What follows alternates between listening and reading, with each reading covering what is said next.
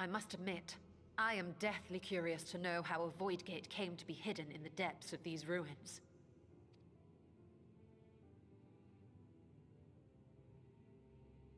To tell that tale, we must first peer far to the south, and even further into memory.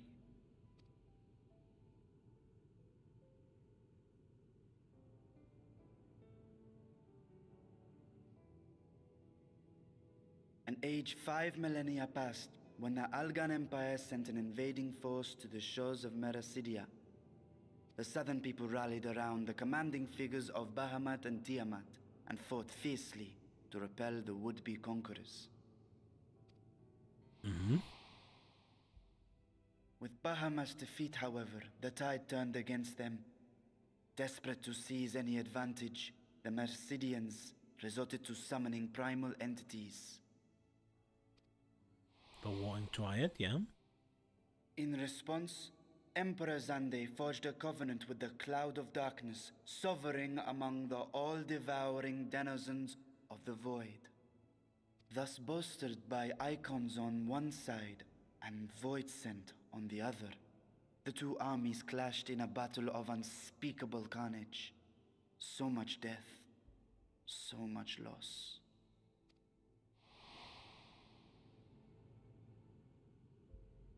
I consider myself well versed in that period of history, yet you speak as one who witnessed it happen. Indeed, I did. I heard Tiamat's roar of defiance and sped toward that war-torn land.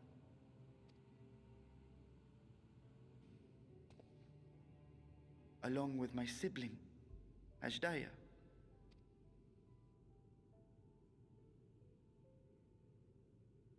We dragons are not male or female as men are wont to classify, but elder sister is the closest a mortal tongue can come to describing what she meant to me. I was the last of our brood to hatch, and Ashdaya cared for me where my sire could not. Thus I was with her when Tiamat roared. I was with her when she journeyed south, and I was with her when she fought against the Void-sent hordes.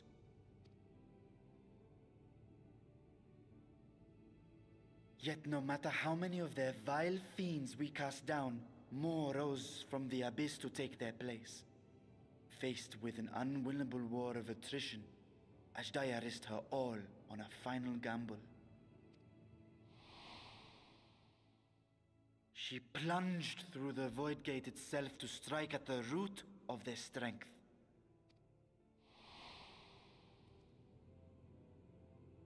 I tried to follow in her wake, determined to lend what aid I could.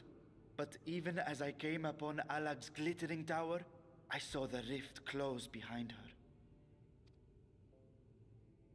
And Ashdaya has been lost to us ever since. I find I must retract my earlier claim of historical knowledge. Nowhere in the Crystal Tower's archives did I see mention of such noble sacrifice. That does not surprise me. To Allagan eyes, it must have seemed as if a lone dragon, driven to madness, simply dove through the gate and did not return. For my part, I spent long years searching for the means to reunite with Ashdaya. Until I could search no more. Until Allag was dust, and the arts to open a void gate large enough to accommodate a dragon forever lost. Yet you have the beginnings of a gate right here, under the control of a harnessed device. My discovery came before Radzat was founded. Though I scoured the lands for a method to cross the rift, it was beneath the sea that I chanced to find a natural planar fissure. It was, however, far too narrow to admit a worm's bulk. Only after our city rose upon the rock, and I could enlist the aid of our talented alchemists, did matters take a favorable turn. Their dedication was beyond reproach. Tirelessly they worked to expand the fissure, and after decades of toil, It finally grew to a size that a child might pass through.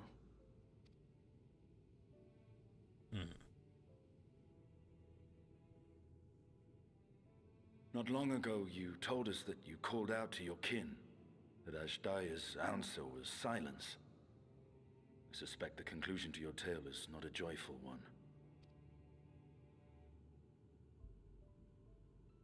With hope in my heart, I used the simulacrum to cross the threshold. But no, I did not find her. What I found was a host of void scent, clamoring around the opening they had sensed. 'Twas but a moment, but enough. I had no choice but to retreat and allow the portal to contract once more. The gate was a threat to your people. You had to decide between endangering Razathan and abandoning your sister. And you chose the latter. That sucks. 'Twas not that thy siblings scorned thy call. 'Twas that she was trapped beyond a barrier through which neither roar nor dragon may pass. Even now, in the desolate world of the 13th. I can scarce imagine your pain, yet it was wise not to linger in that place. Too long a sojourn, and even a being of your power risks being warped into a creature of the void. You've seen this phenomenon before, when we stepped into the darkness.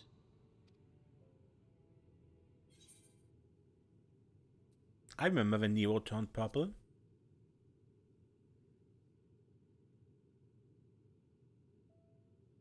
Turned purple? Well, yes. His wounds had allowed the void's corruption to enter his body and twist his ether. Had it been allowed to progress much longer, I presume he would have been fully transformed. Then there is little hope for Ashdaya. Ah, no. I hadn't meant to. I speak only of possibilities. The scales of the first brood are extraordinarily resistant to ethereal fluctuations. They are the protective talisman's core components after all, and even the corruption I described would struggle to overcome. Of course. With the warding scale in one's possession, one could conceivably survive a stay in the 13th without being warped by its energies.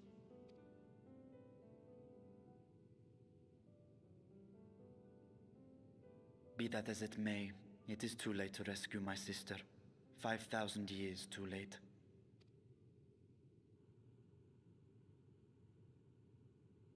And now countless others look to me for guidance and protection.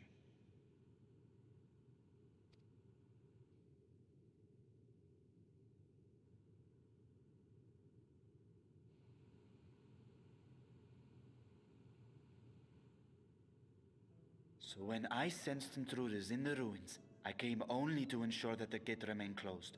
That, and to secure the treasure, of course.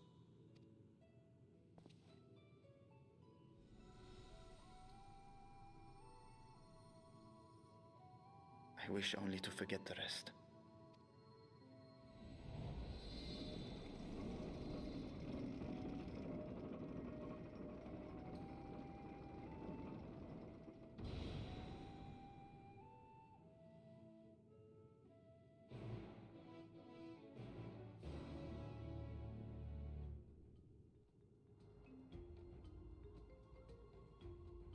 The first brood and Aether added to the unending codex.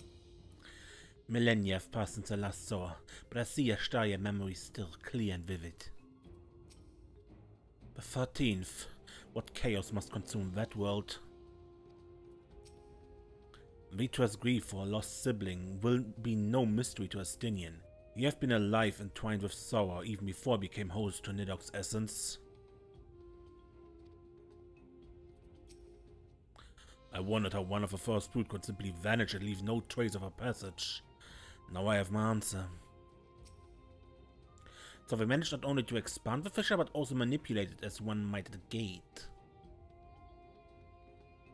Astonishing. Is there any chance I could learn more about how this feat was accomplished? I will tell you what I can. First, however, I must return to the High Crucible and arrange to replace the Guardians you so handily destroyed. It will not do to leave the gate undefended. My apologies. We were perhaps a touch zealous in our rush to uncover the vault's secrets. If the constructs can be repaired, we would be happy to offer our assistance. That will not be necessary. Much as I retain spare vessels for myself, we keep duplicate Guardians on hand for such eventualities. In any case, we should return to Azatan.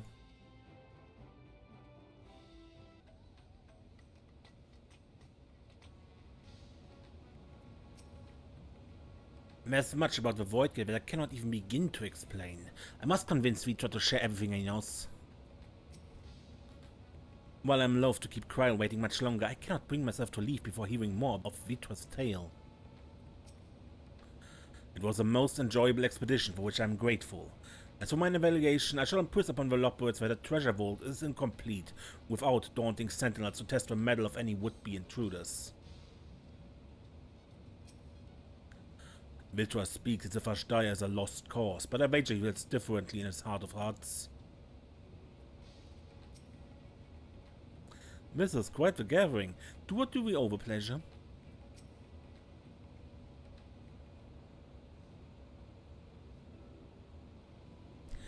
I promise you discuss the Void Gate further, but first I must attend to the matter of the vault sentinels. As your instruments have no doubt informed you, the Capiculu has been reduced to so much scrap. Please bring a new one out of storage and see that it is conveyed to its post along with some lesser constructs. Was it Tom Brothers? Fiends born of the Tower of Zod? By the sister, do not tell me a blasphemy yet roams free.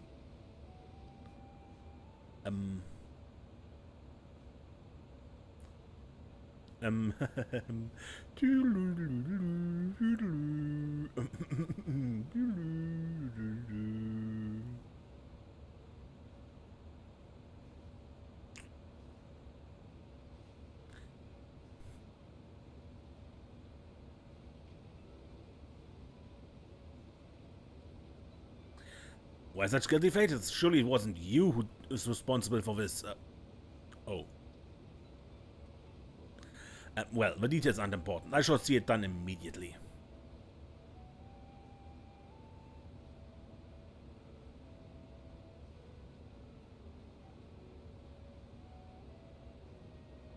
And with that, the vault will soon be secure once more. Now I believe you had questions? Quite a few, in fact, but I'd like to begin with the gate itself. Is it still functional? Yes? Indeed, which is why I saw it sealed with an alchemical forged lock and warded with my magics. Such power must not fall into the wrong hands. In truth, the primary reason for the vault's construction was to keep the gate hidden from the outside world. So much effort for such a little door. That little door you speak of leads to an abyss teeming with unspeakable horrors. That said, in its current state, it would admit only the lowliest of void sent, and from this side no man would be able to pass through. No man? I should think Alphinaud would fit, given a firm enough push. Physical size is only one consideration. The true restriction hinges upon the etheric density of a soul in transit. And yet you succeeded in expanding this diminutive portal and sending a simulacrum to the 13th. Thanks to my brilliant alchemists, I should have destroyed the anomaly when I found it, but instead, I bet them devise a means to control it. After much experimentation, they accomplished the impossible. A message was conceived by which my magic could manipulate the fissure and transform it into a serviceable gate. But the process has long since been forgotten. Once I had given up searching for Ashdaya, there was no need to preserve such esoteric and dangerous knowledge. Thus has the gate lain dormant for years uncounted. Our own passage to the 13th was made relatively simple thanks to the Crystal Tower. The ancient mechanism channeled the tower's vast source of energy to open a void gate, one bound to a covenant made with a cloud of darkness. Once that sovereign entity was beaten back, however, the covenant was broken and the doorway is severed from its connection to the void. Theoretically, it should be possible to reconnect the gate by forging a new pact with another void sent, but such deals usually end in betrayal and death. In any case, we should attempt to gain an understanding of a bounty gate. Maybe you could resume the search for your sister? I've already explained. I put those futile hopes to rest centuries ago. My place and my duty is here now. I had meant to ask, what prompted you to search for the vault in the first place? It was all Estinian's idea. To see if the legends were true.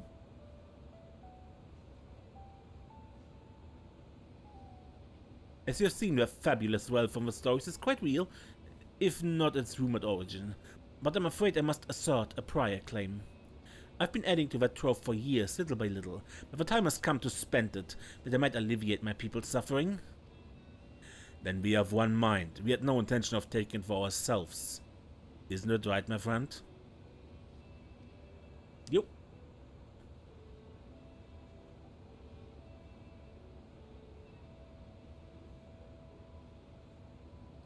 Your Excellency, would you object if I were to conduct a closer examination of a gate? I will make no attempt to open it, of course. I owe you and yours a debt that can never be repaid. Whatever boon you ask of me, you shall have it. You are most gracious. I shall take full advantage of your permission. Would that I could join thee in thy study, but the laborers will be anxious to receive my report. I beg my leave of you. And I must be off to Charlene as well. Mr. Squire was eager to speak with you about that request, so please come back to the annex as soon as you're able. Farewell for now.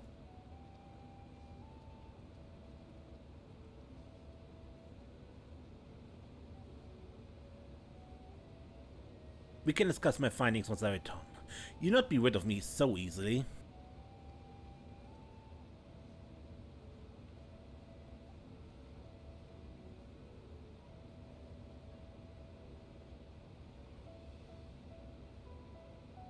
You may now undertake the Chronicles of a New Era quest series, Myths of a Realm. Speak with a fresh-faced student of the Badessian Annex to accept the first quest.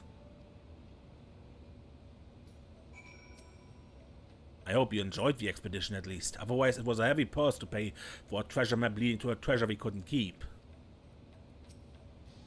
The difficult part is always will be deciding how best to put these riches to use. Will you lend me your assistance in these deliberations? Anything to make up for the constructs you broke? Then think of your employment as recompense. Serve me as guest advisor and will consider the broken constructs paid for in full. Desiree and I are in this together. I will follow her example.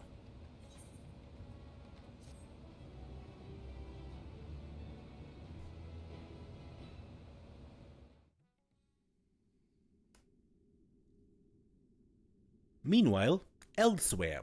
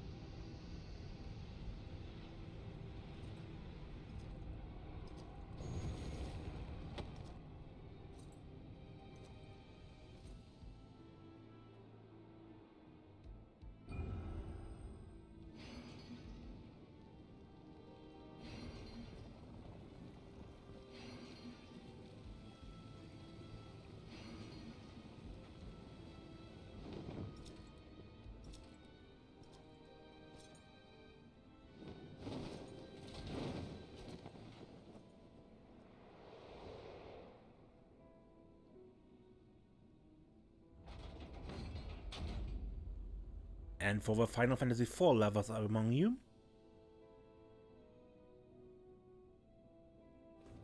I sense the breaching of a gate, but it was not instigated from this side. It was thrown open from the other.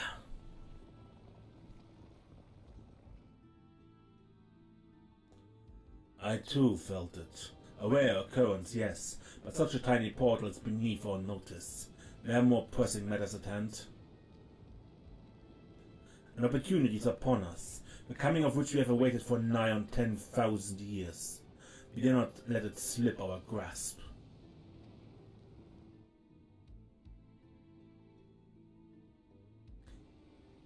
Yet we must not underestimate she who bested a cloud of darkness. Even restrained by a covenant, a cloud was no feeble wisp to be dispersed by some flesh and blood mortal. Ah, let her come. I will drown the world and wash his flesh and gasp for breath in her final moments.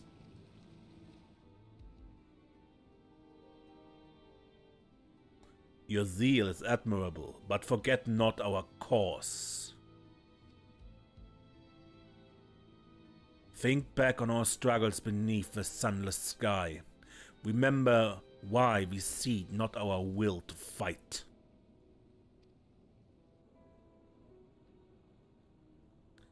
It is time we set the war in motion and win redemption for our star.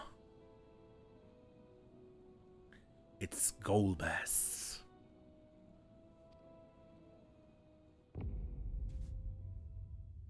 And his 4 archfiends.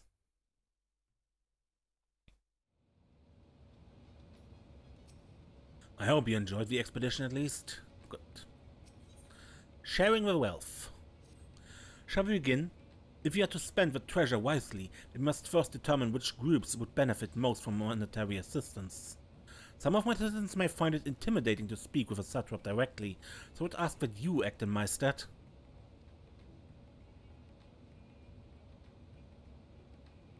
Desiree, you are to visit Akyali and Yedlimat. Speak with Matsia and his people and listen to their grievances. Estenia, I bid you to do the same at Palaka's stand. I will be conducting my own inquiries at the Giant Skull grounds. Once you believe you have ascertained the needs of a populace, we need to reconvene at Megaduta. So instead of a satrap, we send the hero of the final days? Because even if we like to pretend we are a humble adventurer again now, we are still a hero in many people's eyes. Hey Matsia, we're back. Oh Desiree, I was so glad to see you had returned unharmed. You have finished with the boat then? For now, yeah. Anything the village desperately needs? Well, I suppose Kazal's loss hit us the hardest. I've been trying to find buyers for my fish, but although I sell a few here and there, it's so much more difficult than it was before. Everyone's still struggling to rebuild their lives. For now, we're just banding together as best we can.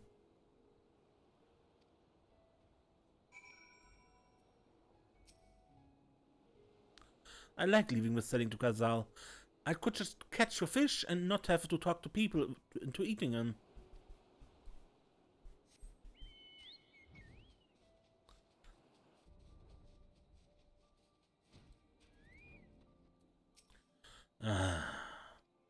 Hey.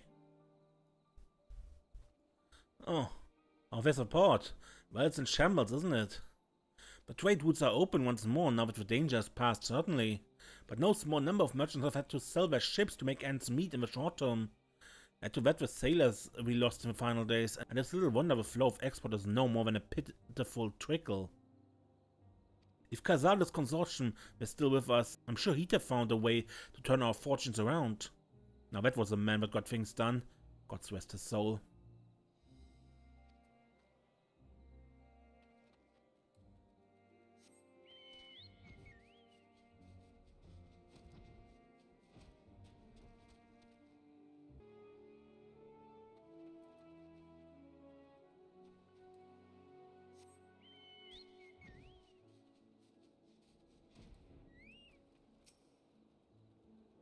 Greetings, welcome traveler.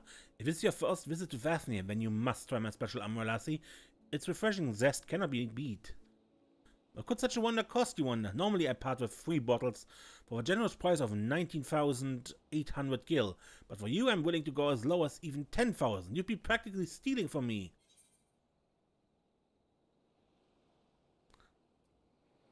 Still not turning a profit these days? times are harsh, my friend. The world may no longer be on fire, but we are still sifting through the ashes, so to speak. Sister, spare me, we might as well have the ugly tower back for the scant few travelers we see these days. I myself barely have a coin to buy at local prices, I tell you. If I didn't charge the odd adventurer a small fortune for afternoon tea, I'd be scavenging for scraps in the streets. You have spoken with key local figures and gained an understanding of the proprietor's hardships. Vashan awaits your report at Megaduta.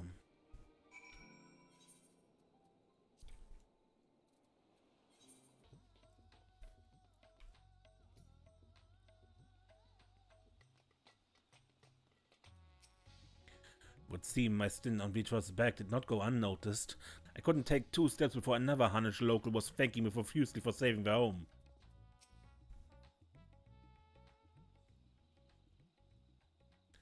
Ah, my advisor's return. I just made it back myself. Why do you retain this vessel now that your true form is known? You could have flown across the island in a fraction of a time. Be that as it may, the sight of a massive creature descending from the sky can be startling, to say the least, and there are few places I can enter comfortably without risk of flattening some cart or stall. Fair enough. As for my inquiries, the people of Palakastan were anonymous in their reply. They are surviving. Resources were stretched to the limit and refugees were pouring in, but they persevered with some assistance from Yedlimat. From what I understand, they have always been an independent community, hunters and foragers and the like, and I was assured that the jungle provides for their needs, for the most part. Palakastan has weathered the disaster better than most, it seems. I myself had good news and bad. The quarrymen were cautiously optimistic, having just sold a full wagon of giant skull to a foreign trader, but such visitors are few and far between. Compared to our best years, the weight of stone leaving Thavnair has been light indeed. Our nation is small and isolated, its prosperity dependent on a steady stream of exports. We must identify any obstacles to a flow of trade, so we may begin working to remove them. Tell me, what did you learn in Akyali and Yedlimat? We lost important merchants and sailors. I see. Without a dedicated buyer, the average fisherman must struggle to offload his daily catch. Which is why I believe we should first address the lack of ships and shortage of able-bodied sailors in Yedlimat. I'm reminded of a child I spied as I made my way back to the palace. His father lost at sea, but the beasts sunk their vessel. So many variations of the same tragic tale, repeated over and over. So many lives lost.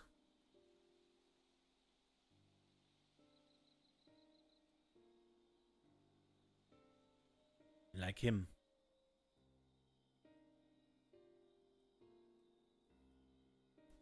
Enough grief to drown in if we let ourselves be overcome, but we must not. Desiree, Estinian, I will consider the perspectives you've brought me, and devise a plan to help my people confront this adversity. Come, I would like you to be in attendance when I announce the proposal to my assembled functionaries.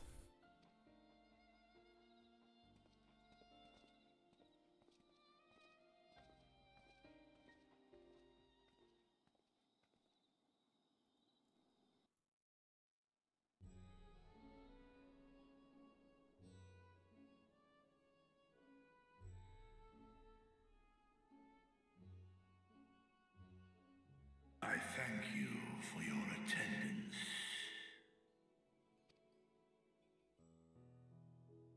The riches the Radiant Host have retrieved were hoarded in Al-Zadar's name.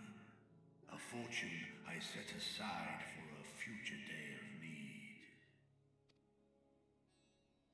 And lo, that day hath come. May it aid our wounded city in reclaiming its vibrancy and vigor. In better times, I would leave such a task to our capable Ahawan. God's rest his soul. But if they were better times, we probably wouldn't need to spend the money at all, right? Finding myself bereft of his counsel in the here and now, I will assume the responsibilities of mine office directly. Firstly, the treasure shall be sold for more convenient currency. Thence, invested into the trading port of Yedlamad. Our merchants must have their operations restored, their ships rebuilt. Commerce must flow once more.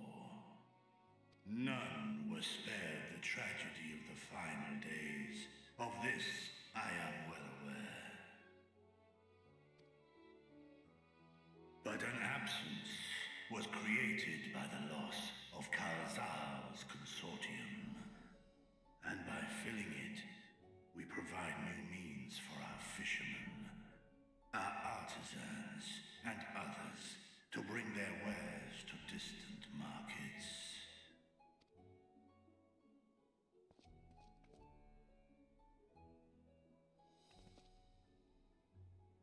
And what of the children who were left without family to care for them? That is a concern which weigheth heavily upon my mind. A simple gift of coin will soon be exhausted, leaving these young souls adrift on the fringes of our society. Nay, a proper solution is needed, one which doth guarantee their welfare for years to come. Thou hast surely seen how other nations rise to meet this challenge, adventurer. What dost thou deem the wisest course?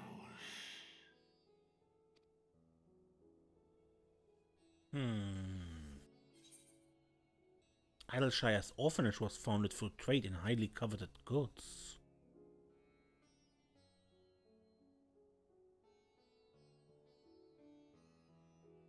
Of course, we can draw on trading profits to build a new institution.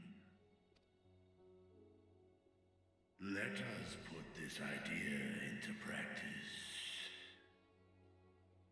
A contract shall be written, requiring all who receive of Al-Zadar's treasure to commit a portion of their future earnings towards the running of an orphanage. Now, such an influential policy is deserving of a worthy name.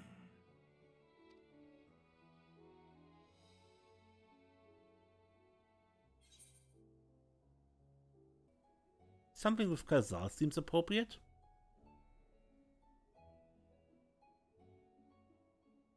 A fitting candidate.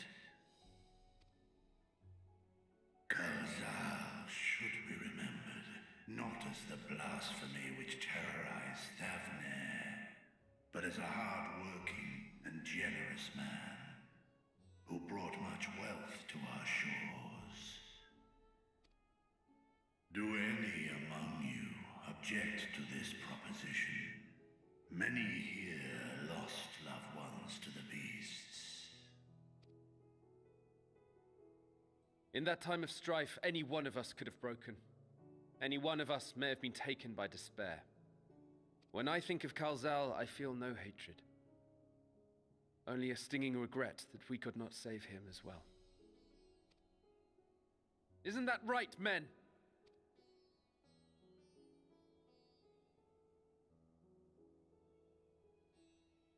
This bodes well for that boy. Mirad, was it? Perhaps he can cut ties with that shady peddler. Then let it be done. Henceforth, this initiative shall be known as the Kalzal Foundation. Nabdeen, thou art to assemble a patrol and ensure that no child in this city liveth in squalor.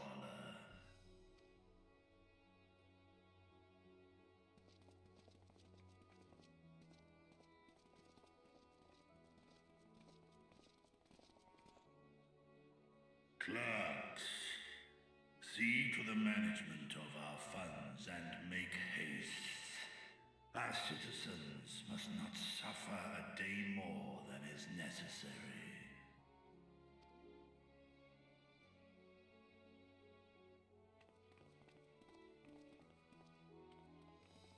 Dragon and man, side by side in pursuit of a brighter morrow. Reminded of Ishgard. Kinda, yeah.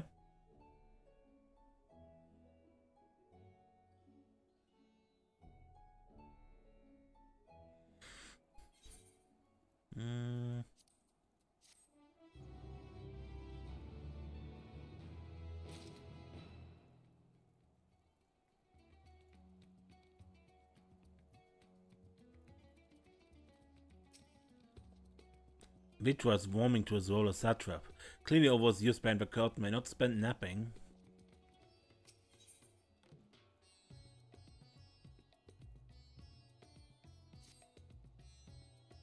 Good, but I think I end the episode here and we continue another time. Until then, I'm Mace and don't get lost.